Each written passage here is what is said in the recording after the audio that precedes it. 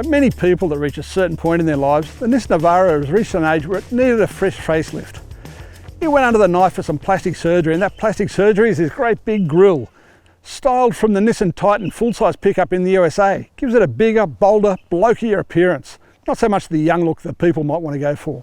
Along with the big grille, Nissan Australia has given it a range of accessories, including this steel front bumper.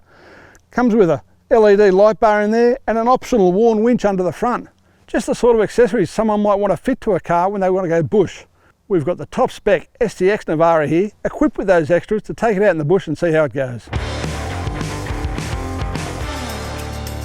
These top of the range Navaras come with LED headlights now with this funky new 4-light design. Very good, very strong lights, and work really well with that optional LED light bar at the front. Another extra on this particular car is these wheel arch mouldings, again working to that bigger, bolder, chunkier look. The bigger front end of the car raises the bonnet line, and to keep it balanced, Nissan has raised the tub area, so it's come up here, give you a straight line right down the car. The benefit of that is it gives you more capacity in the cargo tub.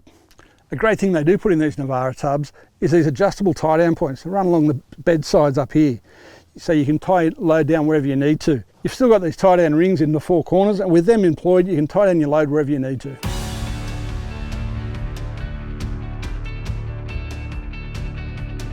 The interior of the ST-X Navara is quite well appointed, as you expect of a top spec model.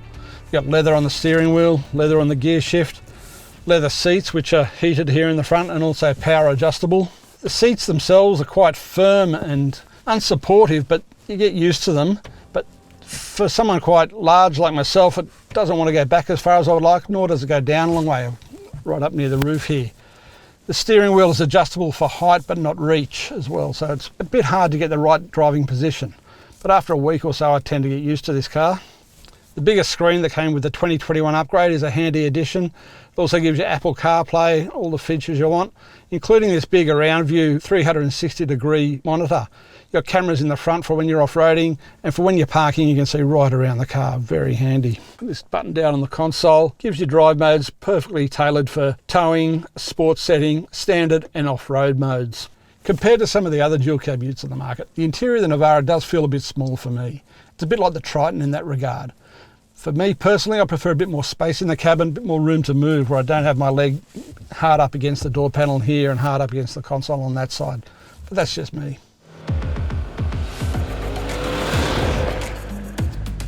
Well, the Navara competes in the very popular double cab ute 4-wheel drive market. It does differ than most of the other vehicles in the category. That's by fitting coil springs under the back instead of leaf springs. While the leaf springs are there purely for good load carrying capability, the coils give you a softer ride and better handling.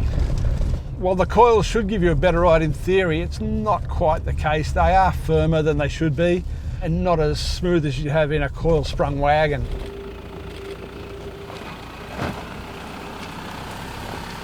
The multi-link coil spring rear end does make the Navara more dynamic than most of the leaf sprung utes. It's more fun to drive on a quick mountain road or a dirt dusty track. Gets along really nicely, gives a bit of a rally car feel to it almost. Yet the Navara still has 3,500 kilograms of towing capacity and a full 1-ton payload in this ST-X model, which is up there with all the best of those double cab utes, so it doesn't sacrifice anything. While the exterior and the interior both copped a midlife makeover, the Navara's engine is still the 2.3 litre bi-turbo engine. That's quite a midweight in the range of the vehicles in this class, in that it makes 140 kilowatts of power, 450 newton meters of torque. So it's certainly not up there with the class leaders, but it's not lacking either. Having that bi-turbo arrangement does mean it's quite smooth and linear in the way it delivers its power. It gets along nicely and certainly got enough there for what you need. The engine is backed by a 7-speed automatic transmission, which gives nothing to complain about. If there was one small gripe I do have with it, is that when you're off-road and you're driving it in a manual mode, it never wants to come back to first gear in low range unless you're pulled up to a complete stop, which is quite annoying when you're cresting a hill and you want some engine braking to go down it. You can't pull back from second to first. Other than that little thing, it's a pretty sweet gearbox. 4-wheel drive comes via a part-time system with high and low range. And then you've got the off-road mode in the drive modes to give you the sharpened response for all those chassis electronics when you're off-road. All in all, the Navara is quite a nice package to drive. Once you adapt to the driving position and the way the seats feel, it's compact, but you feel a part of it. You want to get in there and drive this thing quite hard and have a bit of fun with it. Works well on mountain roads like this, where you've got plenty of room to get along, or on lower speed off-road terrain in low range. In a very crowded one-tonne four-wheel drive ute market, the Nissan Navara very much holds the middle ground. Sure, it's not up there with the likes of the Toyota Hilux or the Ford Ranger, but at the other end it's not down the bottom with some of the newer players we're seeing coming into the market. This ST-X model, it's not a cheap vehicle either. It's $60,000, it's up there. And plus it's got about 7.5 grand's worth of accessories on it, including the winch, the steel bumper, the flares, and a couple of other little bits and pieces. What the Nissan Navara is a mid-size ute. It's had a midlife makeover and holds that middle ground really well.